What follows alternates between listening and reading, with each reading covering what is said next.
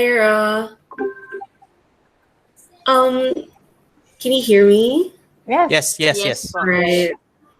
Okay, so I was actually wondering ano yung magiging format natin? Like, who wants to go first?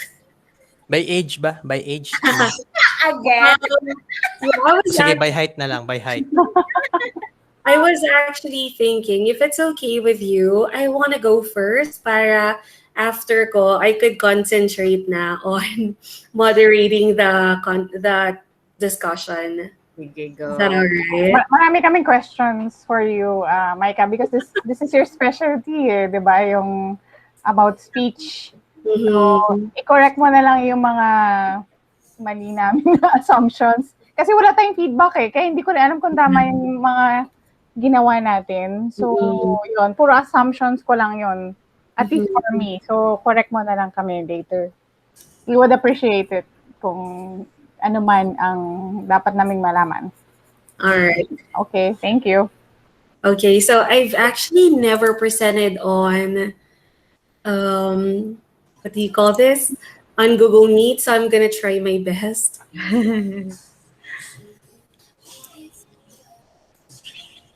So I'm Okay lang yan, Ma, Maika.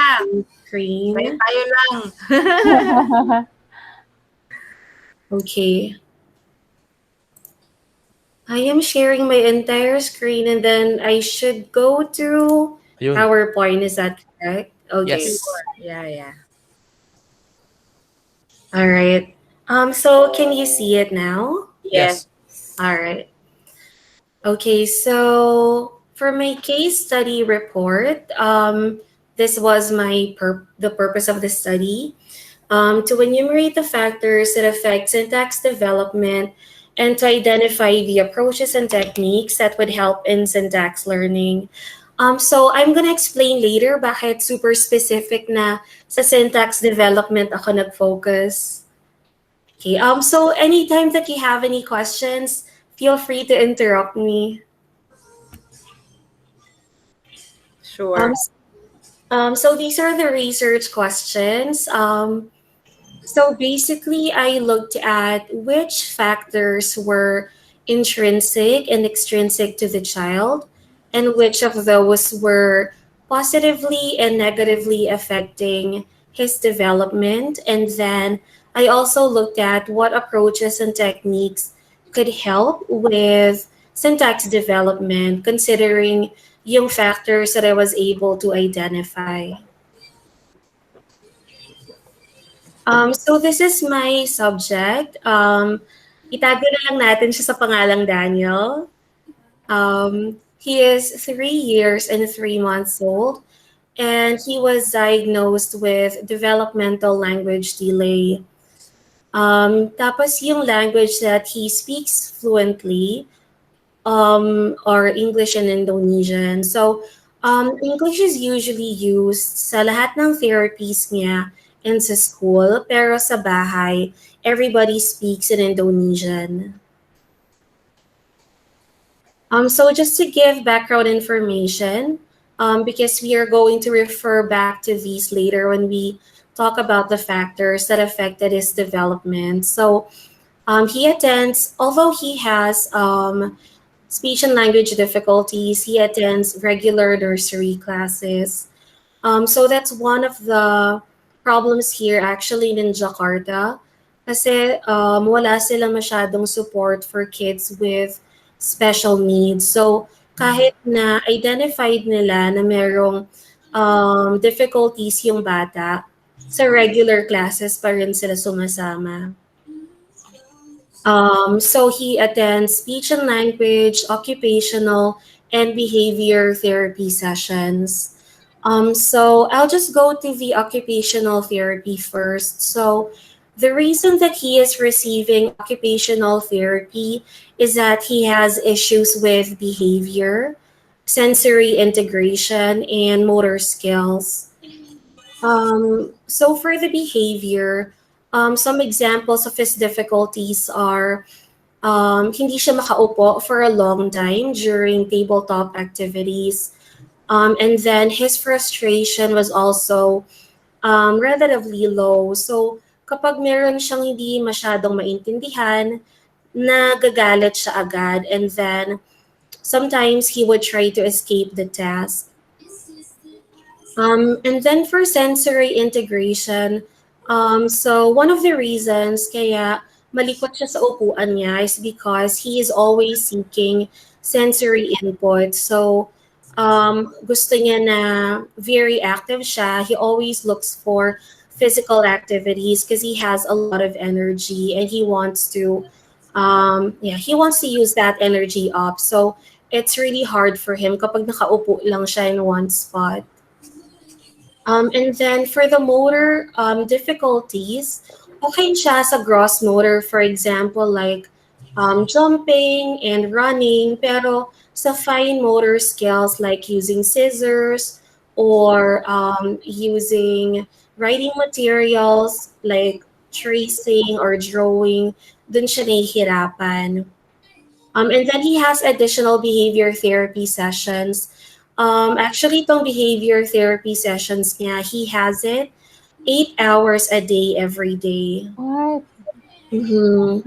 Micah, if I may ask, Yes. was he diagnosed with any other Disorder or disorder? Yeah. No, he wasn't. So yun din yung isa pang problem here. Wala silang developmental pediatricians. Okay. So, yeah. But you What, think he has a condition? um, So, ako, coming from my perspective, yung language delay lang talaga yung na-observe ko. I Okay. think it's also possible that he also exhibits symptoms of ADHD, Mhm. pero hindi siya diagnosed for it. Okay. So, moving along, um, I did during the what do you call this? The observation, I first did an evaluation of his speech and language difficulties. So these are the areas that I noted he had difficulties with. And then we did 1 month of therapy focusing on these goals. Tapos yung goals namin, I'll just give you a rundown. So first, semantics, I focused on vocabulary. And then for syntax, sentence production. And then, for semantics also, understanding questions. And then for phonology and oral motor coordination, ang target namin is for him to be able to produce words with 3 or more syllables. So for example, spaghetti or elephant. So usually he either removes one syllable or he would mix up those syllables. So instead of saying elephant, he might say effluent, something like that. So nahihirapan siya to coordinate the movement of his oral structures for that. And then last is play. Yung difficulty niya dito ay um, hindi siya marunong mag-represent ng less frequently experienced events. So for example, pag binigyan mo siya ng doll and then bigyan mo siya ng campsite, tapos sabihin mo sa kanya, okay, you show me what the doll will do in the campsite. Although he has went camping before, hindi niya ma-translate yon into play. So that's his difficulty in play. Medyo mas mataas na yung difficulty niya, unlike other kids na probably nasa sensory motor exploration pa lang sila. At least for this kid, although delayed yung play skills niya, medyo mataas na rin. Upon identifying what my specific goals were for each area, we did 1 month of therapy. I saw him for 1 hour every week. And then after a month, he made progress in semantics, phonology, oral motor coordination, and play, but syntax was not improving. So that was the reason that I decided to focus on it because I wanted to identify ano yung nagko-cause ng problem sa syntax. Okay, so dun sa paggawa ko ng report, I identified itong theories and issues na to, which were really helpful for me to try to find um, the action plan that I needed for this kid. So, number one is social linguistic theory. So, as we know, for social linguistic theory, it states that language is not only about the rules of the system of language, but it's also about the use of the language in social contexts. So, that was something that was very important for the child. And then, yung communicative competence, so I'll just briefly go through it. So there are four different kinds of competences. So the first one is grammatical competence. So yung pag-follow ng grammatical rules. And Daniel has difficulties with this. Discourse competence, which is his ability to continuously produce utterances. So for example, like telling a story or engaging in a lengthy conversation. Also, social linguistic competence. So, um, understanding what kind of language he's supposed to use in a specific context. So, for example, if he is in a class and then he needs to raise his hand and then he needs to keep eye contact with his teacher and then he has to say, may I go to the bathroom? So, those are things that he's still having difficulties with. And then last one is strategic competence. So the ability to basically what do you call this? Like fix breakdowns in communications. So for example, if you are talking to someone and hindi mo naintindihan yung sinabi nila or hindi nila naintindihan yung sinabi mo or you forgot what you're supposed to say. So strategic competence is where you actually know how to fix the breakdown. So for example, if you forgot what to say, baka mag ano ka circumlocute, like you would just say so I went to this place, and this place is near the mall. So you are struggling, but you are still using language to try to repair the breakdown in the communication. And then last is, ito naman sa under issues is biological factors. So I'm going to talk some more about the biological factors in the next slide. Okay, so there are two kinds of biological factors that I identified affected Daniel. So number one are the latency factors. So latency factors, so these are the variables that are not easily observable or in the beginning we might not think is directly associated with language. So these latency factors are neurological, cognitive, psychomotor, and affective. So in the case of Daniel, number one, neurological. Um, so as we know, yung left hemisphere of our brain is mostly responsible for language development. So it is possible that Daniel's brain did not develop that part fully yet, or as much as other kids who are the same age as him. And then the other latency factor is cognitive.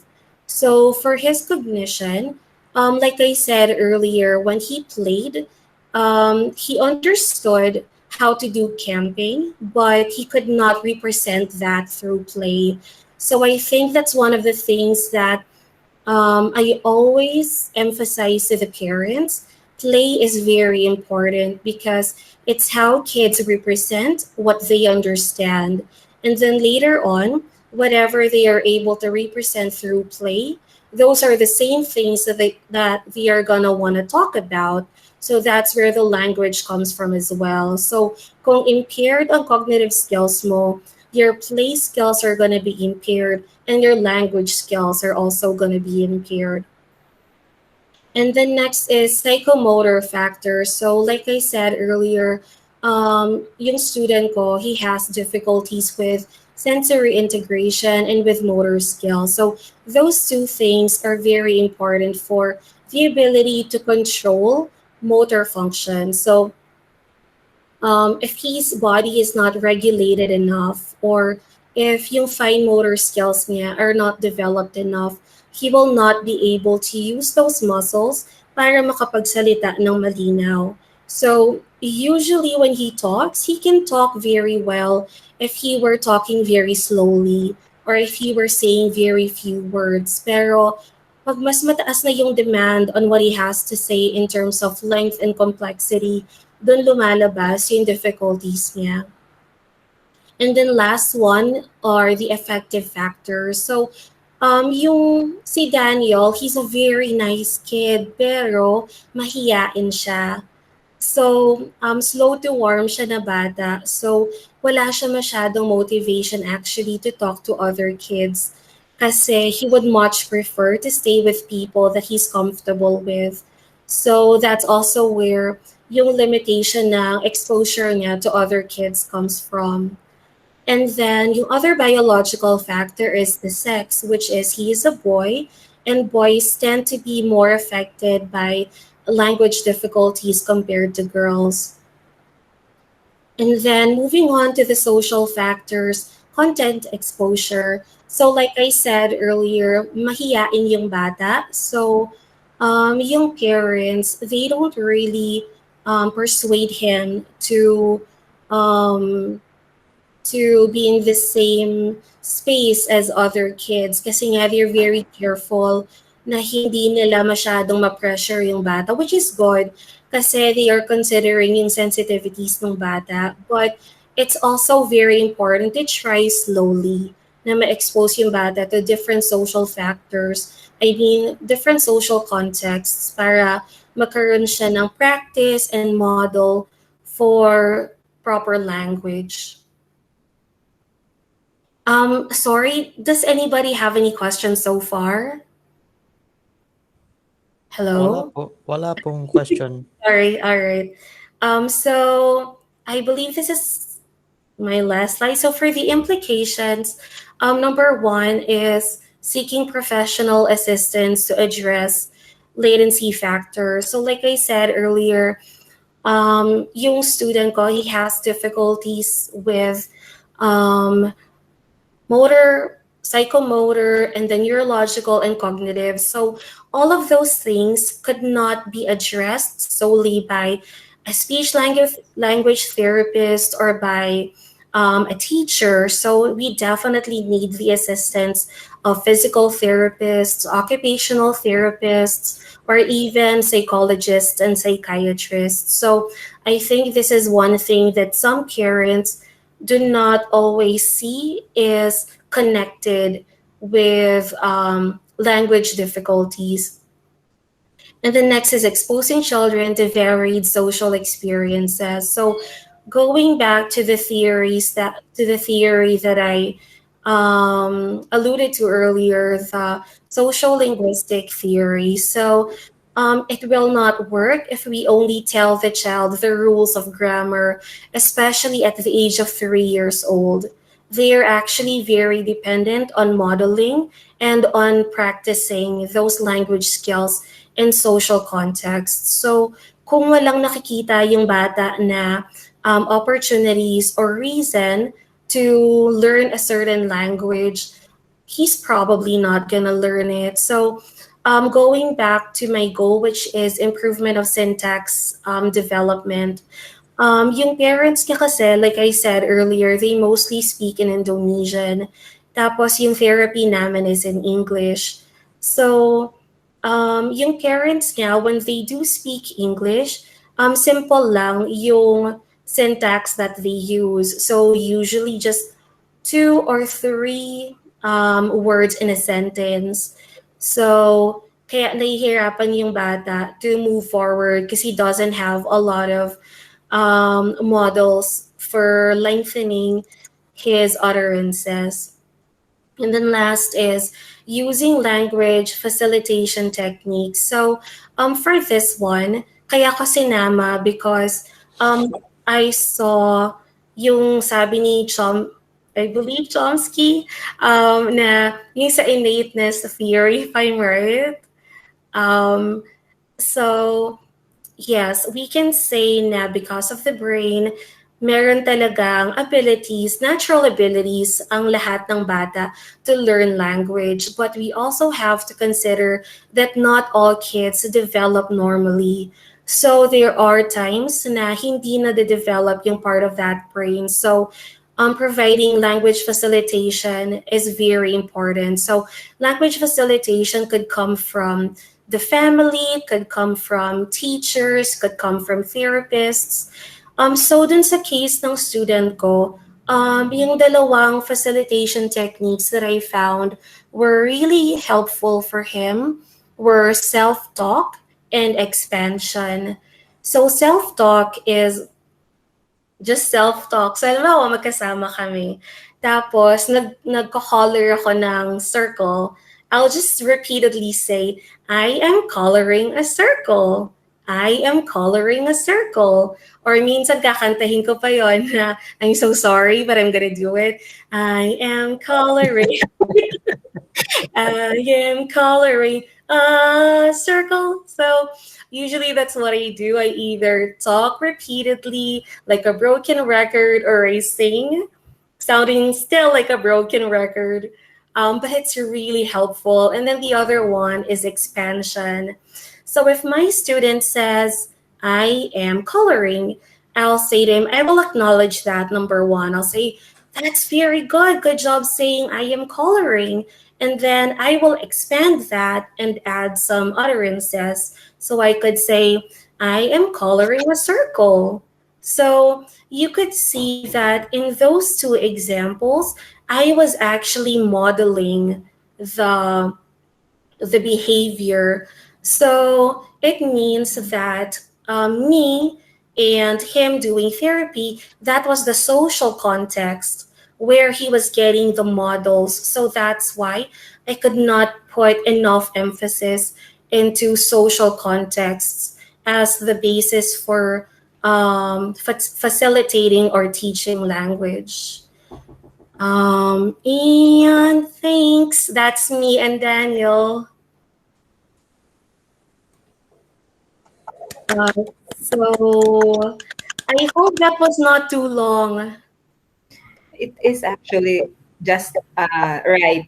Ma'am Maika, Miss Maika, may tanong ako, how would, because di ba 3 years old lang siya? Yes. So, what are the syntax na usually niya, yung difficulties niya? Mm-mm. So, nung nag-evaluate kami initially, ang difficulty niya is producing three or more word utterances. So, usually he stops at just two. So, for example, he might say, for example, if he wants a cookie, he might say, give cookie. So he will not say anything else. So, for example, if I want to expand that, I might ask him to say the flavor of the cookie or where the cookie is. Ganon. So, no initial evaluation namin, he was able to use only two words at a time. Okay. Yeah, I understand because I'm just asking because I have yung kapatid ng sa case study ko ba, he's still I think 2 years old, but Hmm. then he's already like uttering like where is it? Ganon siya. Where is it? Ganon siya. Tapos, Hmm. Mommy, cookie please. Ganon siya. That's 2 years old already. So that's why I'm Hmm. asking. Baka kasi yung like may mga bata din kasi siguro na delayed ba. Buti nga yung parents niya, talaga, like, they hire therapist but in that early intervention sa difficulty ng bata, no? Hmm. That's important. How is he now? Oh, he's so talkative now. I'm gonna try to find one of his videos and then I'm gonna let you hear how he talks now. That's really good. Congrats, teacher. Thank you, Miss Eden. That's really nice. Yeah, so does anybody else have a question or maybe something you want to add? Miss Ria, nakamute ka po. Kaya pala, sorry. At what age should we get worried about a child's speech delay? Is Mm-hmm. there a specific age na maybe we should bring him to a specialist and have him checked. Kasi that's one difficulty with the when I consulted parents. Kasi I'm not a specialist, so I'm not sure if I should really tell them na, nako, you should have your child checked kasi by this age. Although I know some milestones that they should be achieving at a certain age. I'm not really sure kung kasi we have this attitude na let's wait and see, magmamature din yan, di ba? Eventually, magsasalita din, hindi naman kailangan dalhin sa doctor. So, but my fear is if we have that wait and see attitude, then it might be too late then kapag dinala na yung bata sa intervention. So, what's your take on that? So usually, around 2 years old, dapat yung bata nakakapag-produce ng 2 to 3 word utterances. So that's actually like a good way of checking kung okay yung development ng bata. Yeah, so I think if at 2 years old, one word pa lang yung bata or no words at all, then that is definitely a sign na kailangan na nila mag-seek ng professional help. Wow, at 2. Kasi last school year, when we were still face-to-face, I had several, siguro mga 5. Some at 4, puro ano pa rin siya, yung turo-turo lang, hindi pa rin siya nagsasalita. So I don't know how to tell the parents na, you know, you should be really worried and go to the DevPed or to the therapist para may magawa na. Pero they believe na kailangan lang socialization, so pinapasok sa preschool, pero wala kaming magawa kasi pag nandun na sa ganong condition, hindi na kami yung kailangan, tama ba ako? Or may iba pang kailangan in tandem with the teachers? Siguro, for me, ang take ko dyan, Miss Rhea, is kasi yung mainstream classroom, hindi mo 'di ba nabibigang focus yung isang bata talaga. So maybe we can ask assertively the parents to have the individual therapist, like what Miss Micah said, only 1 hour a day, tapos isasali pa din siya sa mainstream classroom, ganun, That's no? what we would like sana, but ang isang difficulty talaga, it's very expensive. Lalo na sabi mo, Micah, hindi lang speech therapist, it has to be with OT din, may PT pa. So dito sa Philippines, I think their going rate is 800 per hour. Dito pa sa province yun. Oh my Imagine goodness. if we have to have it every day with other pa. So isa pa lang yun. So talagang hindi kaya ng simpleng manggagawa yung ganong rate. Yes po. So actually, meron din pong mga ibang options, like nagpo-provide din kami ng home program. So usually sa home programs, i-evaluate yung bata and then I will create a program, tapos i-meet ko yung parents, ituturo ko for one session yung program. And then nasa kanila na yon if they want to see me on a monthly basis or every 6 months. Maybe for evaluation, no? Kasi, halimbawa, I make a program right now, tapos I feel na, this is gonna be enough for a month. Pero depende pa rin dun sa progress ng bata. So if they see na after a month, hindi pa rin naman na-achieve ng bata yung goals, they can prolong it. So we can reevaluate after a longer time. So syempre that's up to the parents. Pero yun, that's a good option. Home programs are also effective as long as they keep in contact with the therapist. Ma'am, Kasi, question lang. sige, go. Kasi meron din po akong pamangkin na medyo malapit dun sa case na siya naman ay hindi niya mabuo din yung mga words. So possible solution po ba talaga yung laging kakausapin yung mga bata ng ng mga adults? Yeah, I think. Can I just say something? One thing that's I find very practical is to para ka nag-newscast. Everything na gagawin mo with your, kung halimbawa anak mo, o pupunta Ah, tayo sa kusina, magluluto tayo ng egg. So, ganito ang pagluluto ng egg, ha? So, kasi sabi, I don't know, I read this somewhere, the more a child hears the words, the more he learns.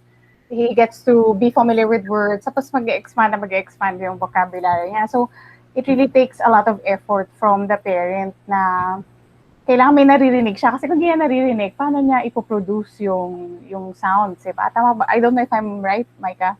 Yeah. Yes, no, that's definitely right. So, yun yung una ko sinabi kanina, yung self-talk. Okay. So, if you would indulge me, actually gusto ko magbigay ng 4 techniques, just very quick. So, number 1, yung self-talk. Yun nga, you just broadcast whatever it is that you're saying. Number 2 is echo talk. So, echo talk is when you repeat anything that the child says. So for example, sinabi ng bata na, I am dancing. So ulitin mo lang, that's right, you are dancing. So para to acknowledge na tama yung sinabi ng bata. And then the third one is expansion. Expansion is when you add a word or words to the utterance. Like yung example ko kanina. So for example, if the child says, give me, you could say, give me a cookie. And then papaulit mo dun sa bata. And then last is obstacle. Obstacle is, ito na yung pinaka mahirap pero also pinaka-effective. So, halimbawa, alam mo na gusto ng bata ng cookie, probably he's pointing at the cookie. So, pakita mo sa kanya. And then, i-offer mo sa kanya but don't say anything. Tapos, dapat, from that gesture alone, lalabas yung give me or give me cookie. So, kaya siya tinatawag na obstacle is you don't give it directly to the child. You wait for him to produce something. And then kapag walang lumabas, that's when you give your cues. Like, pakita ka ng gesture para maalala niya yung word na give me, or point to the cookie so maalala niya yung word na cookie. But either way, no utterance, no cookie. So, medyo ano siya. As long as Pavlov ba yun? Yung reinforcement, yes. reinforcement theory, yung Yeah. Pavlov, something like that, Pavlov. Yeah, so that's why I said it's the most difficult because sometimes dito ka talaga makakuha ng most resistance because maraming kids, they're used to getting their way. So kapag biglang hindi mo binigay agad, na nare-rattle sila. But just stay with it. Eventually, matututunan din nila yun. Ano nga yung tawag doon, Miss Maika, yung self-talk, ano ba yung techniques? Yeah, so language stimulation or facilitation techniques. Language.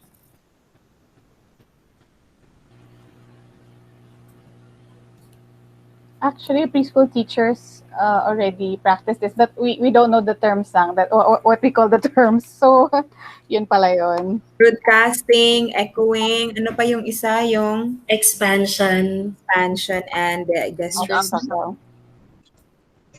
Okay. Pero Ma'am Maika, for example, yung bata is 7 years old na. Normal pa rin po ba, if ever, normal pa rin po ba sa kanila yung hindi nila nasasabi ng maayos yung isang word? Pero complete sentence na siya. Pero hindi tama yung particular word na babaligtad nila. Normal pa rin yun. Pwede mo ba ako bigyan ng example? Anong Need word lang ng correction, parang ganun. For example, hindi nasasabi? For example po, pag yung pamangkin ko kasi 7 years old na siya, pag may pinapakuha ko sa kanya, baligtad niyang nasasabi, for example, wait lang, mag-isip ako ng scenario. Sige. Medyo nahirapan ako sa pagbibigay ng example. Na lagi niyang inaano sa akin, ano nga ba? Yung ano po, for example, pag may pinakuha ko sa kanya, Ninang, eto lang ba yung kukunin ko? Yung imbis na nahirapan po talaga mag-isip ng word na sinabi niya sa akin. Kaya ba usually like yung words na maraming syllables, dun siya nahihirapan? Opo, pero alam niya naman yung meaning, iba lang niya nasasabi. Hmm. Usually kung ang problem is yung syllables at that age, dapat hindi na siya nahihirapan. Usually nahihirapan sa words na yon up to like 5, 6 years old, 7, dapat mastered niya na yon or at least konti na lang yung errors niya in that area. O ang possible po na ano dun, anong possible po kaya na Intervention. gawin? Opo, ano intervention po? Mm. So usually kapag ganyan, parang sabi mo ba kanina after mo sabihin kung ano yung tama na nako-correct din After naman? niya pong sabihin, Opo. kino-correct ko siya. Oo. So yun, ibig sabihin ano naman siya, receptive naman siya to cues. So next time, ang papagawa mo na lang sa kanya, pinapaulit mo ba yung whole sentence or yung word lang na mali? Yung word na lang po. Paulit mo sa kanya yung buong sentence kasi baka hindi niya napaplan properly in his or her brain kapag kasama na yung buong sentence. Kasi maraming ganung kids na kapag umakyat na yung number of words or yung complexity ng syllables, nalilito na sila sa kung anong sasabihin. So, practice nyo kung ano yung difficult word, i-practice always in the context of a whole sentence. Mm-mm. Para din po magamit niya din ng maayos sa context. Mm, Thank you po. no Galing, problem. Maika. Wow, we have a resource. Oo nga, we have our specialist here. Tanong mo, Doc. Tanong mo, sagutin ni Doc. Parang gano'n. Yun pala yun. Yung mga inaaral natin. Yun pala yun. Okay. Kasi ano din, Maika ba? Kasi marami kung mga, especially kung nakatira sila sa other countries, like yung pamangkin ko na nasa Australia, nung maliit pa siya, matagal nga daw siya nagsalita. So siguro it's a factor din siguro no na bilingual. I mean, monolingual yung ano mo, yung country or yung environment mo, pero kung sa bahay ka, like, yung ganun ba, yung parang walang focus yung bata kasi gusto mo i-monolingual siya, pero unconsciously or maybe consciously din naman, yung mga parents naman, nagbabilingual din sila itself. So, parang may delay din sa process nung ano ng bata. Ano ba yun? Paano ba yun? I mean, anong process nun when it, in connection with your study? Kasi, monolingual siguro yung kina Daniel, no, sa bahay or something like that. Yes. Mm-mm. So, ano yun? Anong explanation doon? Paano ba itanong yun? Like, Bakit may delay?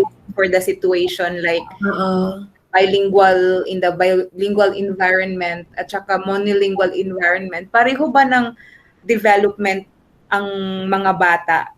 Parang ganon. Mhm. So ang na-notice ko dyan, kapag purely linguistic yung problema nila, magsa-struggle sila in only one language. Pero kapag pathological, yung language problem nila, like kay Daniel, both delayed ang two languages na yon. So it's a case-to-case basis. So kapag wala namang nakikitang ibang difficulties dun sa bata, like nakita na ay magaling naman siya sa Tagalog sa English lang siya nahihirapan. So, it's Okay. probably not a pathological problem. Malamang, baka limited exposure lang, limited practice lang on that second language. But ito si Daniel, both talaga, even sa Indonesian language niya, 2 utterances lang talaga at the age of 3. Yes. Mm-mm. Okay. I see. Yeah. So same level of yung stages of development. Doon pa rin siya pa rin siya, foundation pa rin niya yung age ng development niya. So talagang yun. Being parents siguro be very sensitive of the developmental of their kids, no, something like that. But Kasi sorry. sige, at last na lang. Kasi may mga parents kasi na sinasabi, hayaan mo na yan kasi nahirapan yan kasi sa dami ng languages na natututunan nila. Sa bagay, 2 years old, 3 years old pa lang naman yan, matututo din yan. Parang sabi nga ni Ma'am Ria kanina. Mhm. Yun lang. So, will there be really delays in the speech development if you raise a child bilingually or multilingually? So talagang may delay. Kasi that's what I observed with my firstborn. So we talk to her in English at home. And then, syempre pag nasa mga lolo, lola, in Filipino. Mhm. So she's really started to talk, parang mag 3 years old na siya eh. 2.8 years old na talagang nagsalita siya ng in sentences. Unlike my youngest who started talking even before he was 1 year old. So sobrang daldal naman. So I saw the difference. Mhm. Because with my youngest, we talked to him both in Filipino. Ay, sorry, no? No, mostly in Filipino pala sa youngest ko. So there was, I guess, not much confusion. So what is that really a factor? Yeah, so I think that's one of the things na nabasa ko rin in one of our subjects na usually talaga kapag bilingual yung household, may delay talaga dun sa development of language skills. Pero not enough that the child would need intervention. Okay. So like I think like your kid na eventually nakaka-catch up naman siya. So, yun yung difficulty sa mga estudyante ko because without intervention, without therapy, hindi talaga sila makaka-catch up. I don't think so din, Ma'am Ria, no? Kasi, di ba yung sa ano ko nga, sa godchild ko din, yung youngest, 2-year-old niya lang nung ano eh, nung March. Pero, yun nga yung utterances niya, tsaka yung binibisaya, tsaka ini-English siya. So, bilingual din yung household nila. Pero, looking at his development, hindi naman siya delayed or anything. Nakakapag-code switch nga siya eh. At Wow. that young age na 2 years old pa lang siya, nagko-code switch na siya. Wow. Oo. Mm. So, ang key lang siguro doon talaga is to always talk to that child kasi yun nga yung ginagawa ng mga parents sa kanya ay everything. Like doon ko nga natutunan sa kanya sa parents niya yung bino-broadcast, yung ganun. Tapos lahat talaga ninanarrate parang mag-ano yung story tapos inuutusan talaga at 1 and 6 months nung bata inuutusan niya na siya nung mama niya, oh put this in the laundry, mga ganun. Kasi ngayon nga ano na siya, very ano na siya yung kumbaga pa may pragmatic development siya kasi nga yung mama niya very narrative tapos pati yung ate niya very storyteller din. So feeling ko ito yung key, yung exposure ng bata ng language is to ano nga yung sinabi kayo na language stimulation facilitation technique, ganon. Ayun. So yun. Alright. Oh, Mm-mm. does anybody have any other questions or comments? Wala. Ma'am, regarding din sa... Ay, sige po, sir, sorry. Wala akong tanong. Sige po, sir. Ay, okay. Miss, yung regarding po dun kanina din, kasi ginat down notes ko siya, yung nabanggit nyo nga pa, merong developmental language delay si Daniel. Tapos nag-a-attend siya nung regular na nursery class. Hindi naman po na giging hindrance sa kanya yung pagpa-fulfill ng task niya or ng mga activities dun sa class niya, yung developmental language delay niya. Hirap Hindi talaga siya naman for po sure. or nakaka-affect. Oo, Nakaka-affect. Oo, kasi so in the class, there's probably like 10 kids. Tapos, kapag nagbigay yung teacher ng verbal instructions or kapag nagbigay ng any kind of lecture verbally, hindi nakakapag-focus yung bata. And then also, he cannot understand kapag ganun nakahaba yung sinasabi ng teacher. So, that's why he's actually so lucky na meron siyang behavior therapist who goes to him everywhere he goes. So, Wow. oo nga po eh, the behavior therapist goes with him to school, to play dates, to parties, yun na po yung nanay niya, yung behavior therapist. Oo. Yeah, Buti nanay. nilang mayaman sila, no? Oo nga, correct. So, ang nangyayari po is yung behavior therapist, usually, pag nakita niya na may difficulty na si Daniel, he sets Daniel aside and then She repeats the instructions or she simplifies the activity para magawa ni Daniel. And then when they go back home, they do the homeworks together and then they repeat the lessons together para lang ma-sure that Daniel understood all of it. So, buti na nga rin lang, sobrang bait po talaga na bata ni Daniel. So, he's very cooperative. Malikot, pero pag binigyan mo naman ng exercise, okay na. Pag inubos mo yung energy, okay na siya. Pero grabe yung parents, napaka-sensitive, no? Like, at that early age, binigyan na agad siya ng intervention, 3 years old. Sa atin, sa Pinas niyan, okay lang yan. Correct. Opo, kasi dito, ang mga naging clients po namin, mga magkakaibigan po. So, mga ano sila na nakikwentuhan sila na Educated na sila in that kind of, yeah. So, mapapansin nila na yung ibang kids may ganitong issues. So, mag-recommend yung other parents na maybe you should get evaluated as well. So, yun naman po yung maganda dito na yung mga parents mismo, they really advocate for therapy. Galing. Buti marami silang pera. Yun. Yeah. Yun po, buti na lang. Kilala mo kami. Nagkakaibigan sila ng maraming pera. Buti na lang. Kasi maraming kawawang bata, hindi ma-afford ng mga parents. Kaya, paano pa sila makaka-catch up? Ang dami ganun. As in. Si Princess yata. Hi, Princess. May ano ka? May tanong ka ba? Yes po. Hello po. Good morning. Ay, good morning. Good evening po sa Philippines. Open ang camera. So, ano po, Open. Turn on mo na lang yung camera mo. Camera po. wait lang. Wait lang po. Requirement po yun sa nagsasalita. Requirement lang po, sir. Wait lang. may unan po kasi akong katabi. Wait lang. Ako din meron eh. Hello po. Hi! Hello po. Hello po. So, yan po. Ako po ito. Sorry po. So, ano po, may question din po ako sa with regards po sa discussion ni Miss Maika.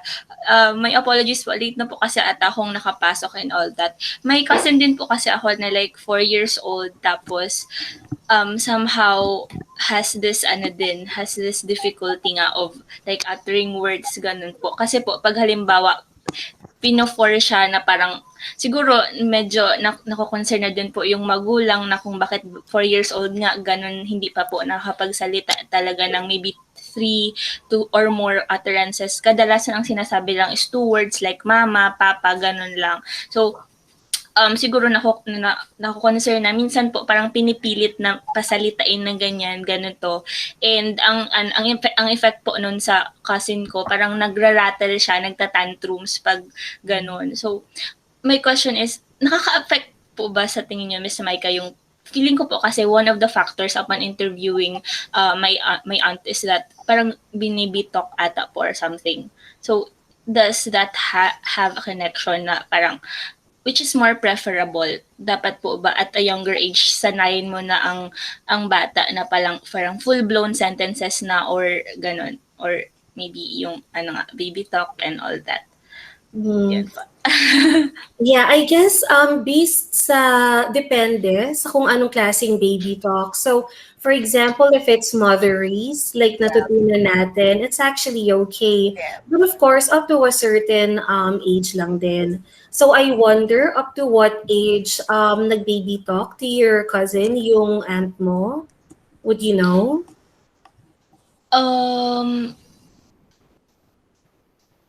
Siguro po, maybe baka hanggang ngayon po. Kasi medyo na sila ma'am, parang how do I put it into words? Parang pinabayaan na lang or something na ganun. Parang yun nga po, yung thinking na, ay, na naman yan, kumbaga, late bloomer lang, parang ganun po. So, maybe, as time goes by, pwedeng ma-improve na lang din, makapagsalita na lang din. Pero, yun nga po, medyo concerned na din po ako kasi ngayong taon, parang 5 years old na, pero same pa din yung niya, yung language development niya. So, yun. Mhm. Yeah, so kung hanggang ngayon na 5 years old na yung bata and then baby talk pa rin yung ginagamit to communicate with him, I definitely think na that's affecting his language development. Kasi nga, like I said earlier, modeling from the environment is really important. So, kung yun yung naririnig ng bata, yun din yung language structure that he's going to learn. So, yeah, I think if may encourage mo yung tita mo to use longer utterances, that'll be great. Mm, Yeah. okay po. Thank you so much, ma'am. Kasi ano din, siguro po sa part din ng tita ko, parang there's this taboo na pag pina-consult, there's something wrong already. Parang kahit pa paano I'm thinking Yung na mas stigma. mabuti sana if i-debunk yun. Like, Yeah. 'di ba, not necessarily na pag pina-consult mo, pwedeng ano na, kumbaga iba na yung maging epekto. Parang ganun po kasi yung thinking kadalasan ng ano sa context dito po sa Philippines, 'di ba? Parang ganun po. So, Unfortunately. Yeah. oo, kaya minsan po I try to parang paano yung ano po, yung wordings ko na para hindi sound offensive sa Yeah. kanila. Kasi 'di ba po, pag once na kumbaga walang sugarcoating and all that, po pwede na iba yung maging take nung person or yung magulang. Kaya po yun, kaya sabi ko, if ever po na makausap ko, I'll use your suggestion, Miss Micah. Thank you for that. Na gumamit siguro ng longer utterances para Oo. more exposure, more chances Mhm. of talking, ganun. Correct. Yun po. Yeah. Oh, and Princess May, if I may, so siguro din one way to encourage your tita to consult a professional, isa sa mga ginagamit ko na pang persuade is sinasabi, hindi ako nagfo-focus dun sa difficulty ng bata. Nagfo-focus ako dun sa ano yung pwedeng maging result.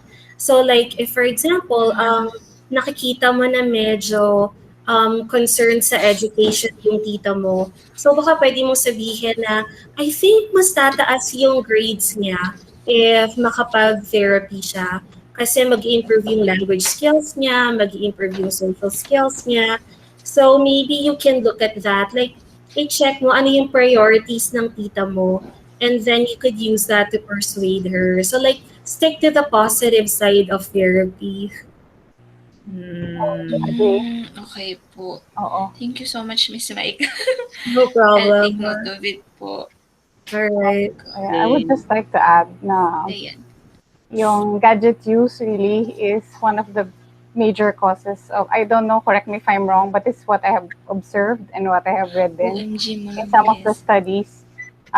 Children younger than 2 should not be in front of the screens for longer than, correct me if I'm wrong, 2 hours a day. 2 hours, yun yung nare-remember ko. And itong use na 2 hours should be with an adult beside the child. So it should be interactive. Hindi mo na siya iiwanan as babysitter. Na unfortunately, ang dami-daming ganyan na yung ginagawa. So, kaya ito na, nakikita ko na yung mga bata na pumapasok ng preschool, hindi nagsasalita. So yun na yung ang dami-daming batang ganyan na. So it's really very troubling na ito yung nagiging trend. Anong ginagawa natin sa mga bata? Hindi na nakakapagsalita. Imagine 4 years old. And as what Micah has said, the longer you put off the intervention, mas mahirap maka-close ng gap. So, yun, kawawa yung mga bata. Yun lang. So spread And, the word, also, ma'am, sabi ko sa mga parents sa kakilala nyo. Yeah. yes. So, ma'am, nakarelate po ako kasi with regards to what you've mentioned. Actually po, pag nagtatantrums na nga, yung pamangkin ko, ang ginagawa, binibigyan na ng gadgets. Yun na. Tapos, masistop na yung doon. Naging So, spoiled na siguro. sabi ko, oh my God, kaya siguro po, ganon. Oo. So, Proven na yan, Ma'am Princess. Nakikita namin every day. It's a struggle. Minsan too late. Wala na kami magawa. Kasi paano mo makakalaban yung screen? Ikaw ito lang yung kaya mong gawin as a teacher. Yung screen, every number of seconds, nagpapalit ng image, di ba? So, ang hirap na turuan. Kasi bored sila dahil hindi tayo ganun ka-animated. So anyway, yun. All right. So thank you for everybody's input. Na-enrich niyo yung Thank ano, you. yung content share ko. We learned a lot, Micah. Pero Thank you. marami yung, balikan natin yung slides mo nga, Mamay, yung tatlong theory ang inadapt Yup. mo sa yung RLL mo, no? I-upload mo Tatlong din yata theory. yan, di ba? I-upload mo rin. Yes, I will upload. Do you want to look Okay. at it right now? Yes, please. Or, okay. Tatlong theories yun na na-cover din natin sa ano ni Mamayka. No? Natuhog lahat. These ones. Echo. Sorry, can you see them? Yes. Right. Ayan yung sociolinguistic theory, tsaka biological.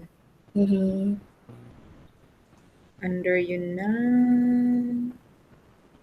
So yung theories dito are these ones on the left. Tapos yung, because na-discuss din sa module natin yung issues, parang controversial issues, or like things to consider when language teaching.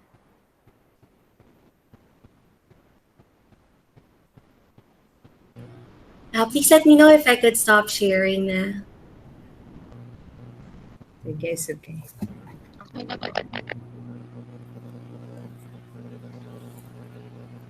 Under pa rin siya ng ng SLA yung supposedly na topic natin sa oral use module. Tinitingnan ko lang yung niya. Yung module 4. 3, 4, and 4. Ayun. Yung communicative competence at biological factors, theories, second language theories yan na belong. Tapos yung social linguistic theory, yun yung sa language theory talaga siya. Na yung tinitingnan ko. Thank you, Maika. Alright.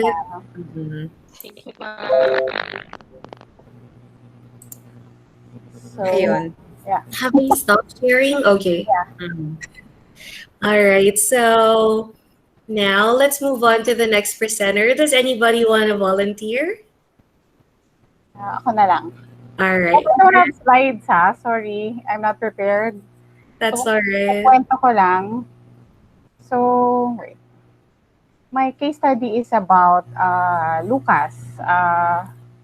He was 2.7 years old when I started observing him. So what was unique about him is that he can read. Marami siyang alam, hindi siya delayed sa skills, magaling siya magsulat. So ang talagang difficulty na nakita ko, nagda-drop siya ng initial consonant and final consonant. Tapos ang sinasabi niya lang lagi na pag nagsasubstitute siya ng consonant, letter H lagi yung sinasubstitute niya. So lahat ng words niya H. Circle, magiging hikel. Ganon. So, tapos minsan dinadrop niya yung hi Tanya, dinadrop niya yung final consonant. So, tapos madaldal siya. Gusto niya laging nakikipag-usap sa classmates, gusto niya nakikipag-interact. Kaso, nagagaya sa kanyang classmates siya kasi hindi siya maintindihan. So, sobrang frustrated siya. Naging biter siya. Naging problema namin siya kasi nangangagat siya ng kaklase. So, syempre, problema kasi makikipag-usap ka sa parent ng kinagat, kakausapin mo rin yung parents niya. So, only to find out his condition, yung background niya was, when he was still a baby, he was diagnosed with a condition na yung yung wiwi niya, instead na lumabas, bumabalik ulit dun sa urethra ba yun? Kaya siya laging may UTI, lagi siya nilalagnat. So, the first year of his life, he was mostly nasa hospital kasi kailangan siya i-monitor. Kasi pag hindi, magkaka-damage yung kidney niya. So, this is what I found out when I interviewed the parents. And so, ang naging research question ko was, bakit nagkaroon ng delay yung bata when all the other skills, all the other milestones na hit niya naman. Actually, he can read already before 3 years old. So, yun lang talaga yung problema niya, yung production. there was competence pero nagkakaproblema sa performance. So, what I did was, ang ginamit ko instrument was interview with the parents, and then I don't know if you're familiar with MacArthur Bates communicative inventory. So yung ginamit ko na questionnaire para maano yung study, ma-facilitate yung study. So, yun. What my conclusion was, there was a big gap nung first year of his life na hindi siya kinakausap kasi nasa hospital siya eh. So he was in and out of the hospital. Tapos kapag nasa bahay naman siya, hindi siya sinasama sa kapatid niya kasi bawal siyang makakatch ng kahit anong infection kasi nga very sickly na siya. So the first year of his life, medyo isolated siya.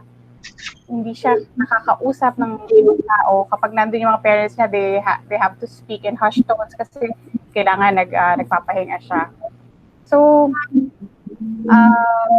I looked up on studies on mga may speech delay or may problem with production, especially nagda-drop ng initial consonant. And they found out na yung pag substitute ng H, usually siya sa mga delayed talkers na mga bata. So yun yung ginagamit nila ng consonant kapag nagda-drop sila ng consonant sa pagsasalita nila. And eventually, sabi dun sa study, yung bata na magkaka-receive ng intervention, maano pa rin to, mare-resolve pa rin. And I still had this child as a student last year, and thankfully, with therapy, they have been going to therapy for 2 years. Na-correct yung na-correct yung speech, I don't know if you can call it speech defect na nakakapag-produce siya ng initial consonant and his final consonant. And my conclusion was that yung critical period stage na-miss niya kasi 1 year nga siya na in and out of the hospital. So, yung language na dapat naririnig niya para ma-produce niya, hindi siya nagkaroon ng exposure doon. So, buti na lang yung parents din niya, they have the means to pay for therapy.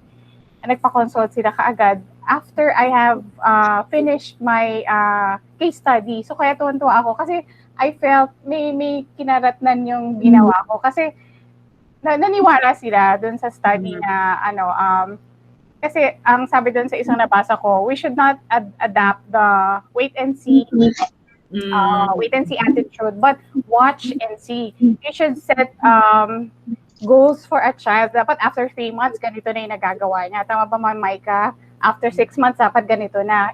Kesa yung mag-aantay ka lang na ay, hindi, magmamature yan. Eventually, mariresolve yan. So, they were proactive. They listened to me. I actually gave them a copy of my case study. So, sana tama naman yung mga ginawa ko. Pero they listened and they went to the therapist, and now I'm very happy to see na nakakapagsalita na siya ng diretso. Of course, syempre, may mga pa rin. Pero, what a big change talaga kapag nagsa-therapy yung bata. Sobrang hindi mo na halos marinig yung mga dati niyang hindi mo pronounce. Sobrang ang ganda ng naging development ng bata. So, my conclusion was, if you really miss the critical stage, especially the first year nung life ng bata, kapag hindi mo naparinig, hindi mo siya kinakausap, napakalaking effect sa bata. Na makaka-catch up pa rin naman siya, pero you have to do intervention. That's what I concluded dun sa study ko. Nagkaroon siya speech delay because of the lack of communication during the first year of his life na hindi naman kasalanan ng parents, but because meron siyang medical condition. So, yeah, that's the gist of my study. So, tama ba, Ma'am Maika, ang mga conclusions ko? Yes, tama naman po. Especially dun sa critical stage. Kasi marami rin akong students na dumarating sa akin, 6 years old na sila. So some people think that's actually still young. Pero by 6 years old, sobrang dami na nilang na miss out on. So yeah, I really believe in the critical stage. Pero ano ang ibig sabihin nun? Wala nang pag-asa afterwards. Correct. Yan. So, do you have any questions of my... Yeah. Yung ano, ang ano ko, no? Yung sinabi mo na biter, so paano mo yun siya nagiging like, paano mo nagawa ng paraan or paano mo siya nasa-stop when he's like nagda-tantrums na siya? Kasi I think he gets frustrated when his classmates don't understand him. Kasi nga, ang daldal niya eh. Ang dami-dami yung sinasabi. Kaya lang wala ka talaga maintindihan. Parang, nagtatanong kami ng teacher, ano daw ang gusto niya? Eh, siyempre, gusto niya makipaglaro. Hindi ko sinasagot, tinatalikuran siya. So, nangangagat siya. Hindi namin mapigilan kasi ang bilis. So, mayroong stage talaga yung mga bata na merong gano'n, na nangangagat sila. Maybe out of frustration. Hindi pa nga usually, tama ba ko, Micah? Yung out of frustration, hindi pa na ma-verbalize yung needs nila. Kakagat na lang sila. Na malaking problema kasi yun nga, may issue na bata at mag-explain kasi ibang parents. Pero how to stop that? Kailangan turuan magsalita yung bata para masabi yung needs niya kaysa ma-frustrate siya. Yeah. Yun yung gagawin niya. But also in the meantime, kasi it could also take some time para matuto yung mga bata magsalita. So usually we also give them alternative ways of communicating. So meron akong student right now. He is 3 years old. Tapos hindi siya makapagsalita because he has apraxia. So ang ginagawa niya, he uses his iPad kasi sobrang talino niya. So he spells out what he wants to say. So ayun. So nag-whine din siya na pag halimbawa, sinabi niya sa mommy niya like the other day, tinanong ko siya, sabi ko, what's the color of your shirt? Tapos, hindi namin siya naintindihan ng mommy niya. So, ang sabi ng mommy niya, I think he said blue. Tapos nagalit na siya, sumisigaw siya, umiiyak. Tapos, sabi namin, type on your iPad, type on your iPad. Yung pala, ang gusto niyang sabihin ay navy. Hindi lang basta blue ang shirt niya. It's specific. navy. Yeah. Navy blue. Oh. For Wow. example, Specific. So, mahirap pa sa ngayon kasi vowels lang siya eh. So, if he wants to say mommy, he only says ai. So, yeah, parang ganyan, Micah. Yeah. So, sobrang layo niya pa talaga from being able to communicate properly. So, finding alternative ways of communicating right now is really helpful for him in communication-wise and behavior-wise as well. Because if wala yung iPad for him to communicate, dire-diretso lang siyang iiyak. What term was that again? What term was it? Apraxia? Apraxia, yes. What does it mean again? So apraxia is the difficulty to coordinate the movement of the muscles of your oral structures. So for example, so usually kids with apraxia, they're extremely smart. So usually wala silang cognitive difficulties, pero their brains are not able to communicate to their neuromotor sensory nerves, I think, para ma-move yung muscle. So for example, like in their head, they want to say, it's just that simple. Pero ang kaya lang nilang gawin is to control the breath of air out. So they'll go, Okay. pero para ma-coordinate nila yung paglabas ng hangin plus pag-close ng lips, hindi na nila kaya. So pag ganyan, Micah, sorry. Ano nga yung method na ginamit? Ano nga pangalan ng method na ginamit na sinabi mo, Micah, to for them to express what they really wanted? Oh, alternative, you mean? Alternative. Yeah. Okay. So, Alternative. meron ding like proper na word sa kanya, I mean name. Alternative and Augmentative Communication, AAC. Actually, Teacher Micah, are you in the Philippines? Wala, di ba? Wala. I'm in Indonesia. But here in the, if I'm not mistaken, say we have, although hindi pa sila nag-train ng teachers talaga or parang more on speech path alang talaga yung tinuturuan nila. There is merong group sa UP that they promote EAC and with the use of iPad. If you want to check, medyo mahal lang siya. Um, sa iPad, sa Apple Store, what's that? Proloco to go. Yun. Yun yung ginagamit commonly for EEC, for augmentative or alternative communication. Okay. Yung Proloco to go, so parang pinoprogram mo doon, may nakabank na siya. I lost mine. I lost my program because mine was ano lang.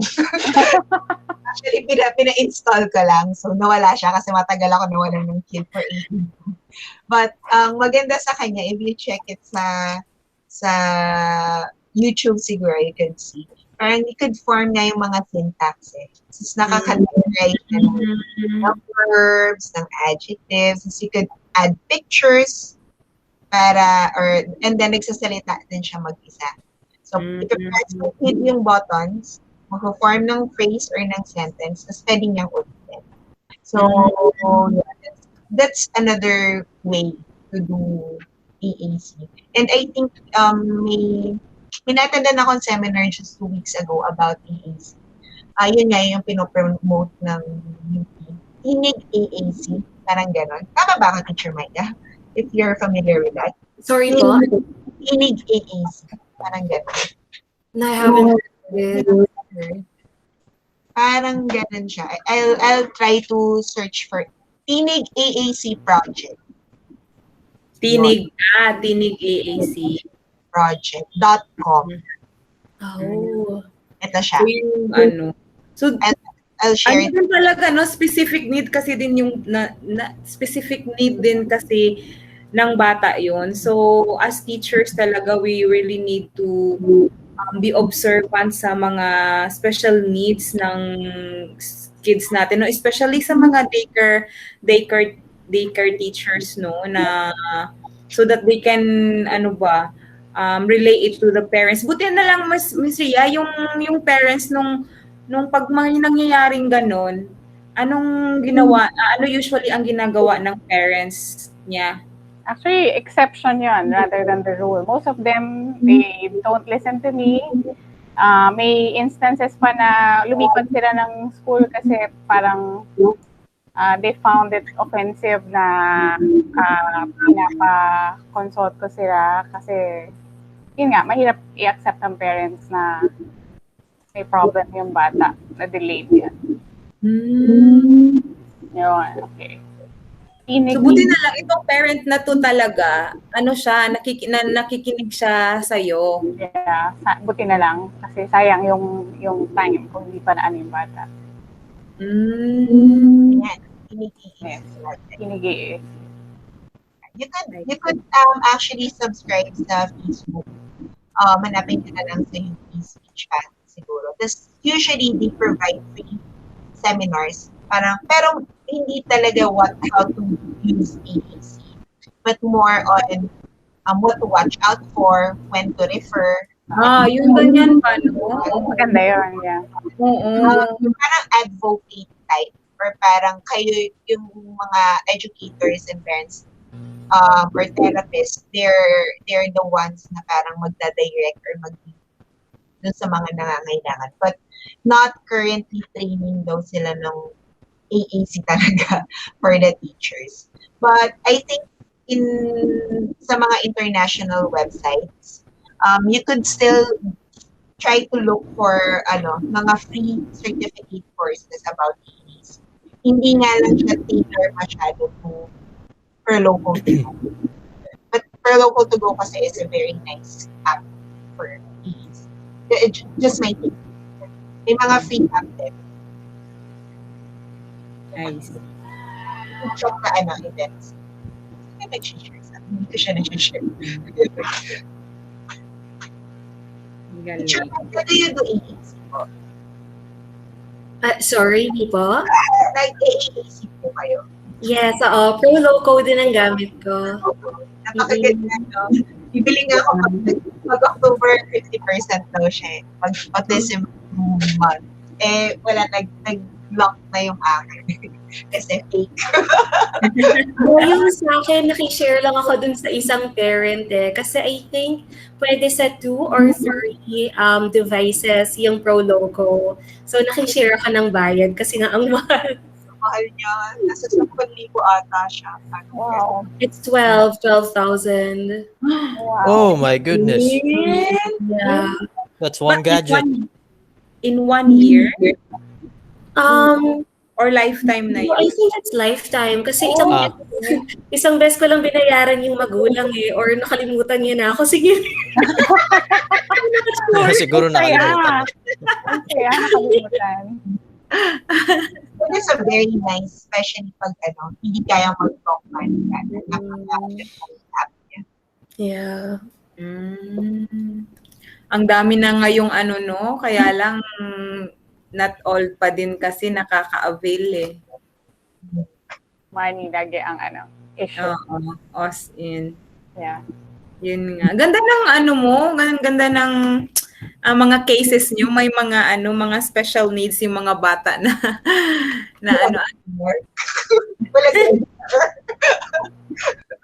Pinili talaga, pinili.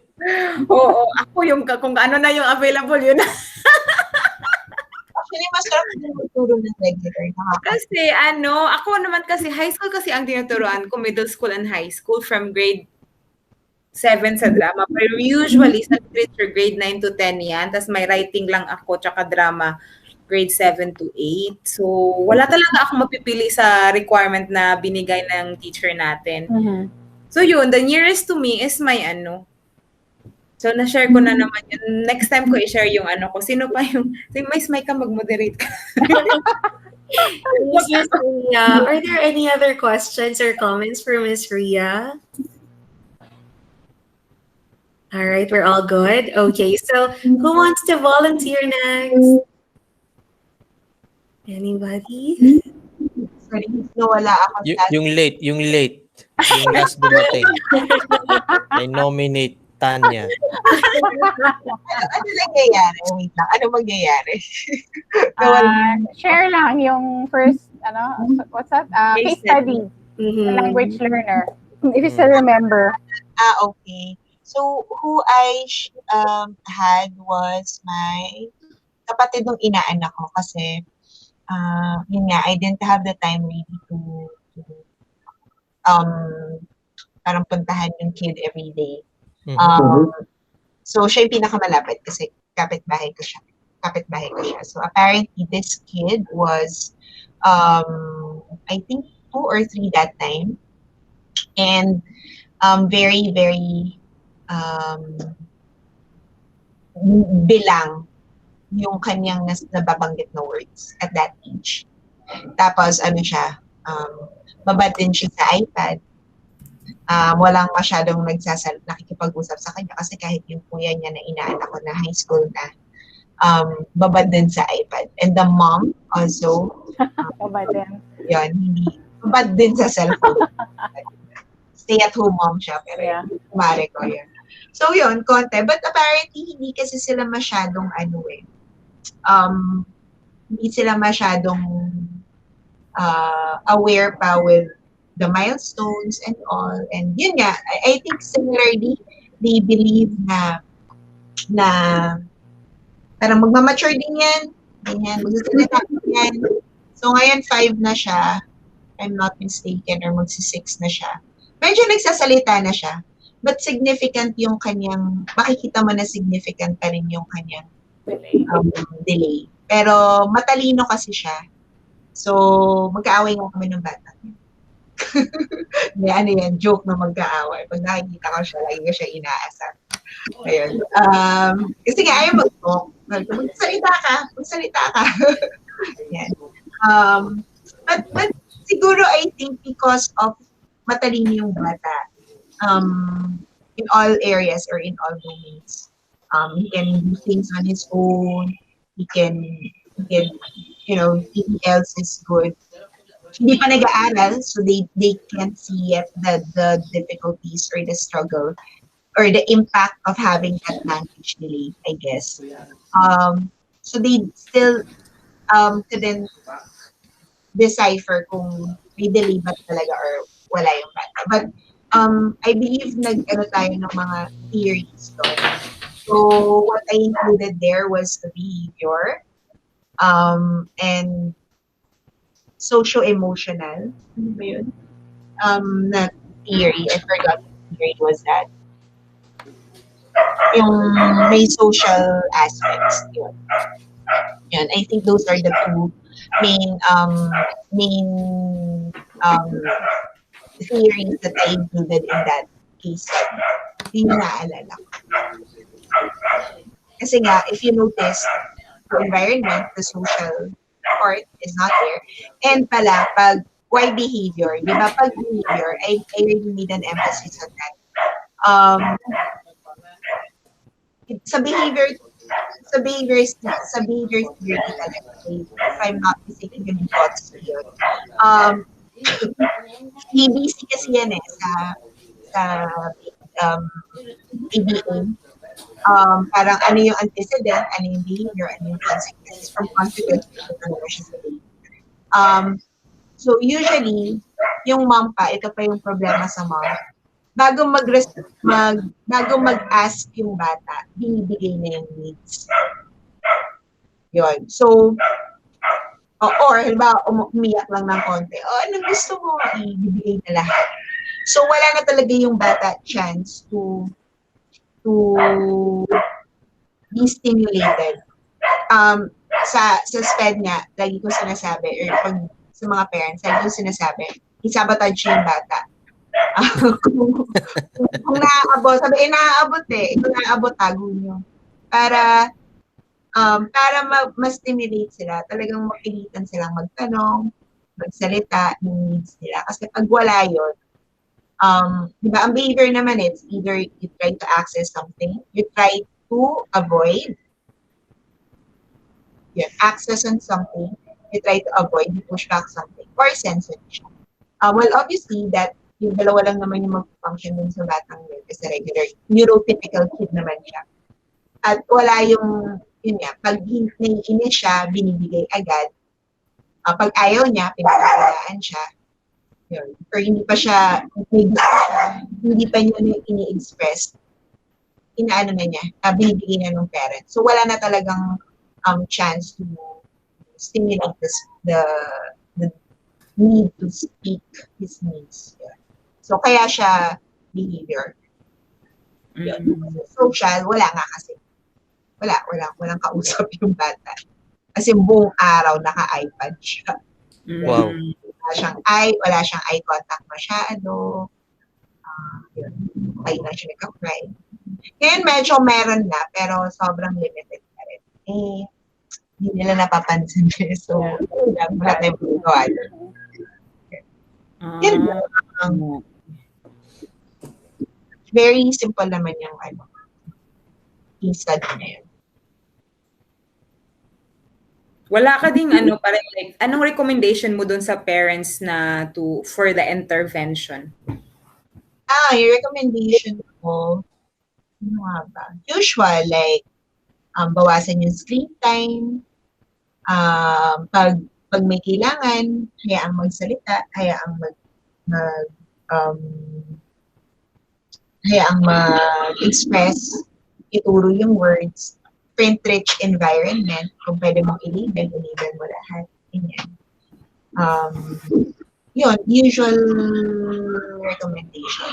Yung time na yun, wala pa yatang pandemic, so I was encouraging them to send the kid to at least a play school, or at least maglaro sa labas. Kasi wala rin talaga.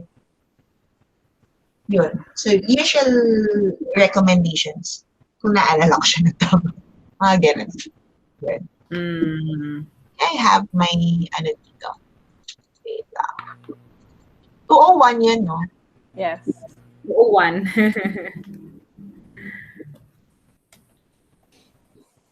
1 year pala siya, no? Magtutu pala siya, no?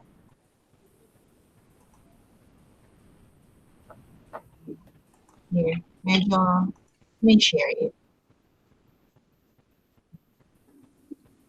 Awan ko kung makikita niyo siya.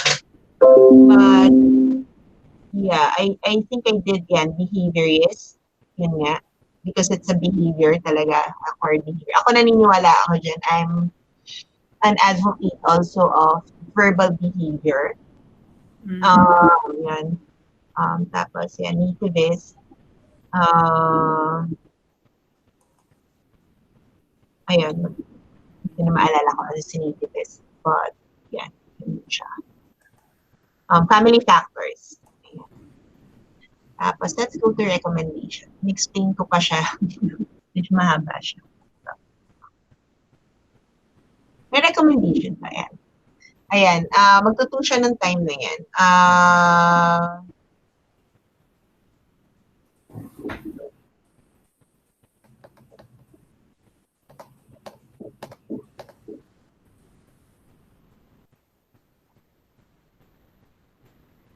Ayun.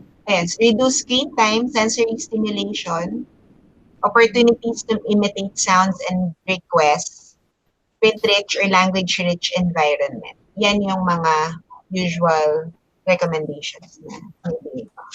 Yun. So, same naman pala na nasabi ko. Yan lang po. May questions pa po. Ang dali naman na sa akin eh. So, ayoko kasi pahirapan sa sarili ko. Correct. Yun. Yun lang. Miss Tanya, sorry.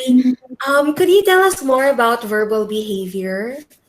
Verbal behavior. See, verbal behavior, if you're aware of applied behavior analysis, yun. Basically, dun lang siya naka-anchor lang rin. But they use the ABA or the applied behavior to make the child talk. Okay. So malaking factor si Vygotsky dyan. So basically, pag applied behavior, A, antecedent, B, behavior ng bata, tapos C, yung respond or yung consequence. So parang sinasabi doon na